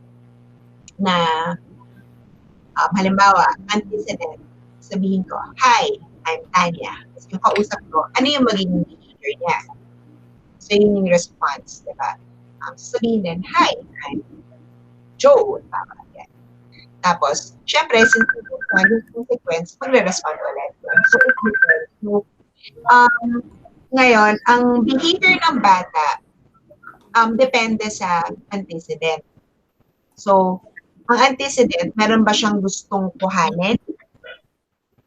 So, that's access. Or ma-access. Parang positive yun eh. Ganon. Or meron siyang gustong pushback. Ayaw niya. Parang, I forgot the specific terms kasi, or the technical terms. Pero yung parang avoid, task avoid ba siya? Or letter C, usually, or yung pangatlong type was, parang, is it a sensory issues? Parang gano'n. So, yung behavior ng bata, nakadepende doon. And then, yung response mo, as a therapist, would ikot siyang gano'n. Parang, ano yung response mo? Para, yun yung magiging antecedent ulit. Para yung behavior mo change. Parang gano'n siya. So, kung halimbawa, binigyan mo siya ng, let's say, binigyan mo siya ng, wait lang, isip ako ng related sa language.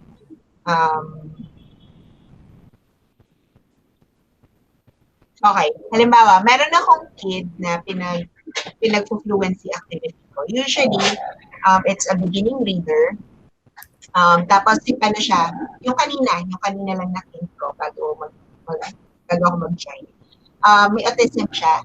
So, medyo pangit pa yung kanyang speech talaga. And may auditory processing skill siya. Auditory processing difficulty siya. So, pag nag-fluency kami, I think hindi niya narinig lahat ng words. So, if I give it three-word phrase, medyo naiinis na siya, na-frustrate na siya, kahit echo reading na. So, pag, halimbawa, pinilit ko siyang magsalita ng three-word phrase for echo read, i-repeat lang. Ano ang magiging behavior niya? That's the antecedent, yung task na pinapagawa ko. Ano ang magiging response niya? Mag-aano siya, mag-steam siya, or mag-flap siya, or mag-tap siya ng table. So, anong gagawin ko? Anong response ko? Ang gawin ko, ulitin ko, pero this time, it's going, so basically, the behavior was task avoid, diba? Kasi mahirap. So, anong gagawin ko? Gawin ko na instead na 3, 1 lang. Ulitin mo, 1 at a time. So, nasaririnig niya. So, that's the antecedent again, babalik. Yun yung response ko, babalik siya. Yun yung papagawa ko sa kanya. Sige, one word echo reading lang tayo. So, binaba ko yung demand sa kanya from 3 word, ginawa kong 1 word lang. Tapos nag-respond siya. Yung behavior na gusto ko, nakuha ko. So basically, that's how applied behavior analysis works. And then, i-apply lang siya sa language. Parang gano'n. So, hindi ako maabot sa language, yung basic lang. So I think, ganun lang, iniisip ko lang palagi. Basta ang key lang dito, isipin mo, bakit nag-behavior yung bata? When I say behavior, bakit hindi nag-tantrums or what? Was it an avoidance to task? Or was he trying to gain access to something? And then, dun ka maglalaro. Ibababa ko ba yung demand? Ganon. Or pwede rin naman na bigyan mo siya ng choice. Yan, if he's trying to access, magko-contract setting ka ba? Yan. So, the way you deal with the kid depends on what the function of behavior, yung pala yung behavior may function siya, access to something, avoidance, or sense. Kailangan matutunan yung i-decipher yun. Para alam niyo rin kung ano yung magiging response yun sa bata. Para mapabehave niyo siya the way you want him. Yun. Do I make sense? Yes, it does. Of course, yes. Tanya. Yun, sorry, hindi ako magaling mag-explain. No, that was perfectly fine. I understood it very well. Thank you. Does anybody else have any questions for Miss Sanya? No more questions. All right. So who wants to volunteer next? Okay, Sir John, go ahead. Okay, let me share my screen. Medyo magulo yung aking screen. Huwag nyo nang pansinin yung nasa likod. No. Marami kasing windows eh. So, do you guys see it? Kita ba? Ayun, nakita pala buong screen. Okay. So, my subject's nickname is Toyi, and I will concentrate on his environment. Okay? Kasi napansin ko na his environment changed before and after I arrived in their house. So a little background. So my girlfriend has a younger sister, and this is her oldest son. Okay, this is her oldest son. His nickname is Toyi. He was 3 years old, and these guys are cousins. The one behind him or beside him is younger than him. So I became interested with his story because he is older, but his way of speaking is similar to his cousin. So I'm not sure if his environment plays with it, plays a part of it. Um, the one beside him, his name is Chap Chap, a nickname, and both of his parents are teachers. And at one time, before I started talking to him online on through line, he was the family of Chap Chap are living with his. So basically, he had access to people who can teach him, who can talk to him, and then let me tell you about the time when I was talking to him. He was December yeah, December 2018, and then it lasted until April. So nung nagbakasyon na yung school, sem break na, pumunta na ako sa Pinas, and I get to meet him. And well, ano pa ba yung environment? Um, After mga 1 month after 2018, yeah, mga first or second week ng January, the family of Chap Chap moved out. So nawalan na siya ng ng access sa more knowledgeable other or makakausap kasi wala na yung dalawang teachers. Ang meron na lang ay yung lolo at yung nanay niya, nanay ni Toyi. And that is when I noticed na bumagal yung kanyang how do you call it? His linguistic prowess should expand, but instead parang nagbagal ng konti. So explaining his environment, wala silang gadget kundi isang pirasong cellphone na madalas walang load. Wala rin silang TV, and there is no radio, and books are not wala ring comic book. So that's it. After that, nasaan na ba yung ibang picture? Okay, we get to treat him to Jollibee for being a good boy. Okay, that's him and the family. So this is me, and around March yata to. Yeah, March. I get to stay with them for like 2 or 3 weeks. And the television that nakikita nyo is the one I bought for them. Well, not, yeah. So this is the first time na makakakita sila ng ganyan, and yung doon na sila nanood ng mga kiddie channels, and mas naging verbal na sila, mas naging verbal na si Toyi towards us. And I noticed something. His words, parang pag normally, di ba, tinuturo natin anong pangalan mo, he would say, sino po kayo? Sino ka? Mga ganon. Parang, how do you call it? Parang impolite ba? Yeah. So, yeah. So, yun yung nakikita kong problem. So, the first is the environment, nawalan ng tagaturo sa kanya. And pangalawa, yung the way he talks, although it's technically correct, it goes to the side of being impolite. So, sino ka? Sino po kayo? If I'm eating penge, or pag ini-English niya, yeah, he can speak English, pero paunti-unti lang. Give me, ganun lang. Give me, or I want, ganun lang. So, yung kanyang development ay parang, how do you call that? Up and down. You know? So, here he is. Yung kanyang lolo, he's not very articulate sa English at sa Tagalog. Ano kasi siya, tahimik. And yung mom, yun naman yung, ito nga pala yung daily log na ginawa ko from December 23. So, it's a very long log. So, the one I submitted, ginawa ko na siyang graph, in-exclude ko na. This is terribly very long and unnecessary. Pero because of this, every week nakakausap ko siya. Ang laki nung pinagbago.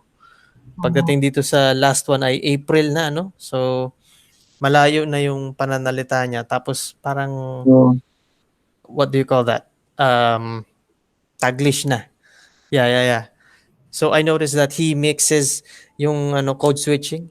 Kung ano yung mahabang words, pinuputol niya at inilalagay niya kung ano yung mas maigsi. So, sometimes English, salip na tulungan mo ako, sabihin niya, help me, ganun lang.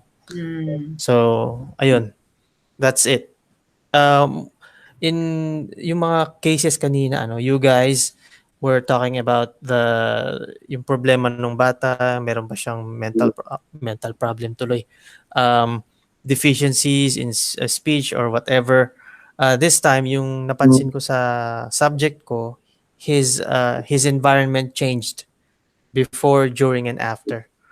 So it did play a part, I think. Tapos yung sabik siyang makipag-usap lalo na sa kanyang pinsan na si Chap Chap. Tapos kami kasi pagkausap namin siya, kung nakita niyo yung picture, yung may nilalagay kaming mga anong tawag doon? May mga filter kami. So kung ano-ano yung nakikita niya. So he was very excited.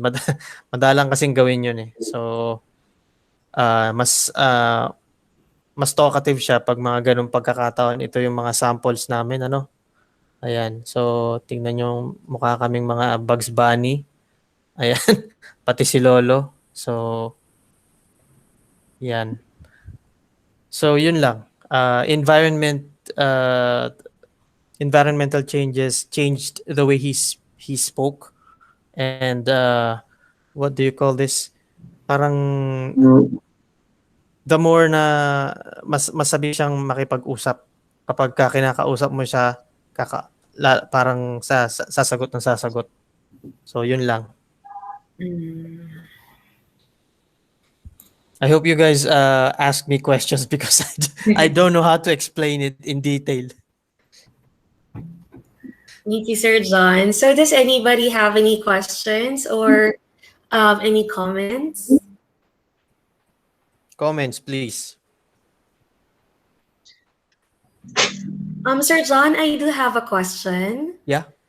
So sinabi mo umalis si Chap Chap, right? And then parang nabawasan yung pag-develop ng language ni Poyi. Is that correct? Yes, Toyi. Yeah. So meron ba siyang ibang same-aged friends around, or does he go to school? Para meron siyang exposure to kids his age? Neighbors, mas matanda, mga double his age. So during that time, he was 3, so mga 7 or 8 yung mga nakapaligid.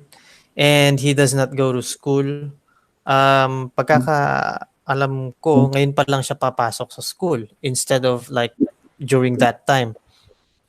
Medyo hirap kasi sa buhay sila eh. So, ganun nga. Ayun. Okay. Yeah, so ano talaga, limited talaga yung social interactions niya, especially with kids. Dalawa lang, isa lang kasi si Lolo at saka yung kanyang nanay. Tapos either of them gumagawa ng housework or very busy sa pagkayod para sa family. So, ang naiiwan either si Lolo or si Mami, yung nanay. And I'm not aware if naglalakwatsa sila. Pero pag lumalabas kasi sila, wala pang pandemic during that time. Nakakaano lang sila. So, ano pa tawag dito? Lumalabas lang sila to buy food kasi medyo malayo at mahal yung pamasahe. So, parang weekly lang sila lumalabas. So, yung time niya to talk to other people and be exposed to language, it's limited. I see. Thank you, Sir John. Does anybody else have a question? Ako, I don't have a question, but I have an observation. Parang compared to before, siguro yung mga 80s, 90s lumaki, mas less siguro yung verbal, no? Yung verbal interaction. Kaya, whether, parang nakita ko lang well, ako before, talaga, para sa akin ang salary, talaga gadgets. Talaga gadgets, diba? Pero with what Sir John showed us sa Fisali, wala namang gadgets eh. So kung iisipin din natin, malaking factor din talaga yung siguro hindi masalita din sa bahay talaga. Yeah. Pero it's also interesting na parang naglalaro din siguro sila, di ba? So yeah, parang siguro may hindi rin ganun ka-stimulated yung bata. But yeah, the gadgets and the I think the way of living, siguro that's how I could say it. Yung marami na ngayon na parang hindi talaga sila masyado nagtotalk sa bahay. Ewan ko, parang ako kasi madaldal ako kahit mag-isa ako. kinakausap ko yung mga aso ko. So, kaya parang kami kasama. Ayun. So, I think yun lang. Yun lang din yung na-observe ko, even with my environment, when I go to different places, even before the pandemic. Parang ang tahimik. Gano'n. Parang walang masyadong nagsasalita palagi. Kasi nga, more on gadgets, maybe. And maybe the people also Around. adapt to that kind of thing. Siguro kasi hindi ako tech. Kaya madaldal pa rin ako. That's a good thing, I think. Yun. Yun lang. Na-observe ko lang. Nakailan tayo? Naka-4 ano? Naka-4 na fish. Yeah. 5. Ay, 1, 2, 3, 4. Apat. 4. Yeah, so it's almost 10 o'clock in the Philippines. Would you like to soldier on, or do you want to have a second part to this? Yes, for Friday naman.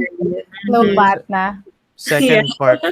So we mag-share pa rin yung iba na hindi nag-share today, like Princess and Myra. Or Or maybe, Eden? Furies na lang siguro muna, tapos after maybe two sessions of Furies, na Saka naman, ulit. Yeah. din na Share naman. ulit. Oo nga, no? I like that. Wow. Galing yung taba ng utak. Oh, Para at least pa, may Hindi ko naisip tayo, yun. May balance. Yeah. balance. Oh, balance. application, theory application, yung parang gano'n. Okay, so who's in charge for next meeting? Yeah, Ano who's na ba gonna din? be hosting? Who's gonna be hosting? And presenting as well. Oh, yeah, that one. Presenting. Not hosting. Presenting. Ah, Sinong taya? Hindi ako mag-volunteer, kaya lang kasi hindi ako makakommit sa Friday. Sa time. Sa time. Tulad ngayon, bigla ako nagkaka-makeup classes. Yeah. So, yeah. But I'm trying my best to attend as much as I can.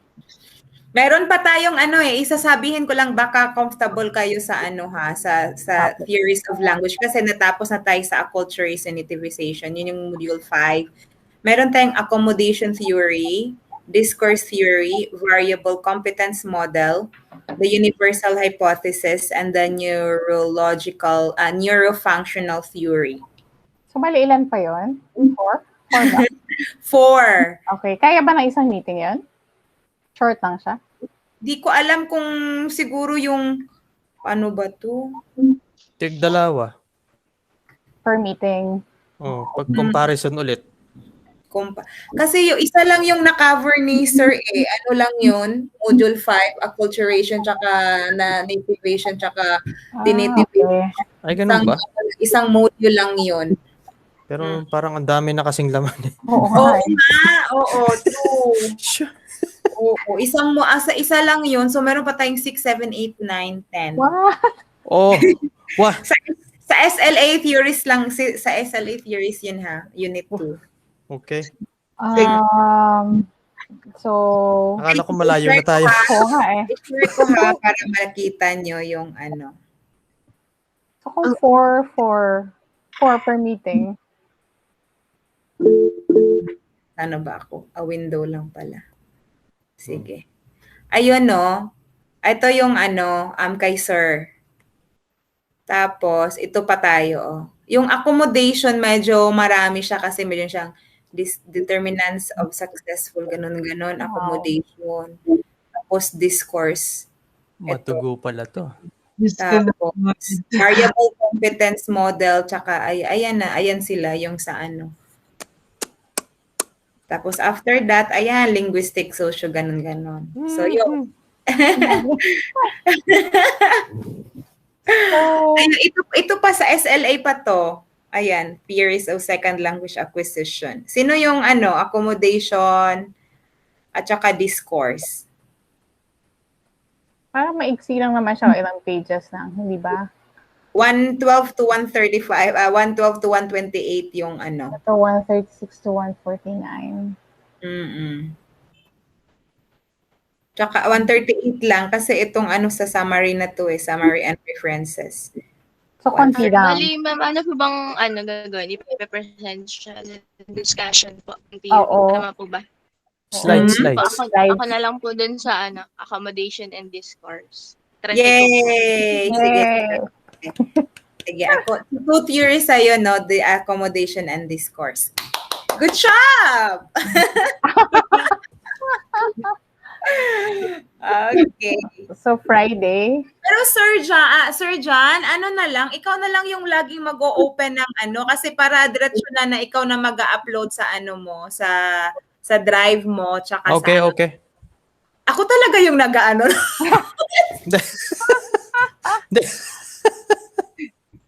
Ako yung mayordoma dito, ha. Oo. So, yun. Kasi So, para ang madali leader na lang. namin, ma'am. Hindi naman. Si wag tayong Facilitator lahat. pala. Ano lang talaga yung ako medyo domineering. Oo. So yun yung Hoy, na natin give na natin ng floor para to close sa moderator pala. May moderator pala tayo. Meron. Yung nauna. Yung nag-present. Ma'am, bago tayo matapos, no, may question lang ako kay Ma'am Maika and Ma'am Tanya. I think, dito po ba kayo sa Philippines naka-base? Ako po sa Philippines. Ako sa Jakarta, Indonesia. Okay po. Ma'am Tanya, ano po ba kayo din? Yung parang same job po with Ma'am Maika. Kasi meron po akong kapatid, yung may ganun din po siyang problem 8 years old na siya. Nakakasunod naman siya ng instruction pero mama at papa lang yung alam niyang utterance. So naghahanap po kasi yung colleague ko ng kung saan po pwede niyang dalhin yung kapatid niya na Actually, malapit. the first thing you have to do is go to a developmental pediatrician. I can refer a developmental pediatrician, and then they will be the one to kasi before siya dumating sa akin, usually kina Teacher Maika muna yan. Reading ko. So, so usually, kung nakaka-follow, baka hindi na kailangan ng OTs, baka speech na agad. Yan. Tapos pag medyo maganda na yung language and then they notice na, ay, nagde-delay na rin sa reading. So, saka pa lang siya sa akin pupunta. But it's always a developmental pediatrician who tells parang kumbaga siya yung leader. Siya yung magsasabi kung Okay po. kanino Kung dapat saan po susunod. susunod. Pati yung placement ng bata when it comes to school placement. Sila rin yung magde-determine. Well, dito sa Philippines, kasi ganun siya. But I don't know if, is it the same there, Teacher Maika? May DevPed din? Or is it the usually kasi ang lead talaga niyan sa states is it's the SPED teacher But the Philippines, it's the DevPed Baliktad Question sa akin ng doctor is it a medical thing or is it an educational thing? Hindi ko rin masagot. Anyway, sorry. Yeah, dito sa Jakarta, walang developmental pediatrician dito.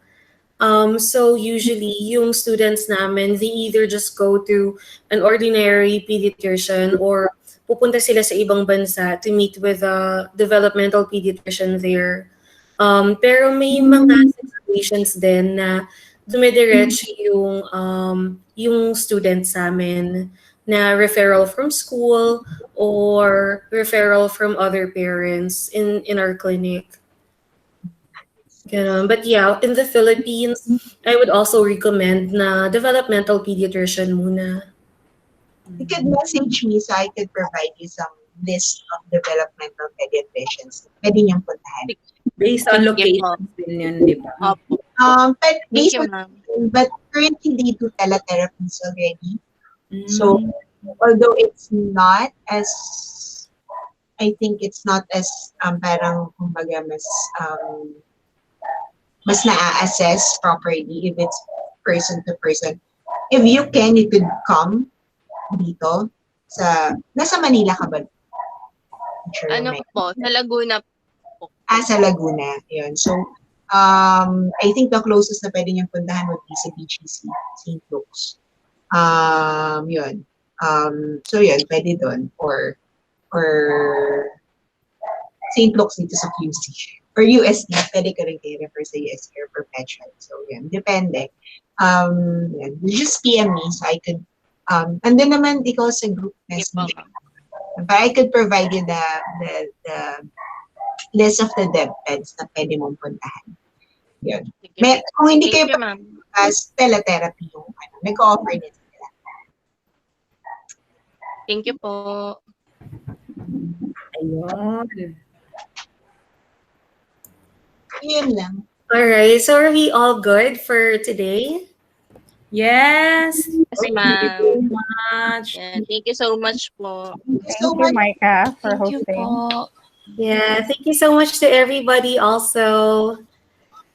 Alright. Thank you Sure po. lang. Kailan ng QP? Kailan ng qualifying exam? According sa calendar, July 17. May magti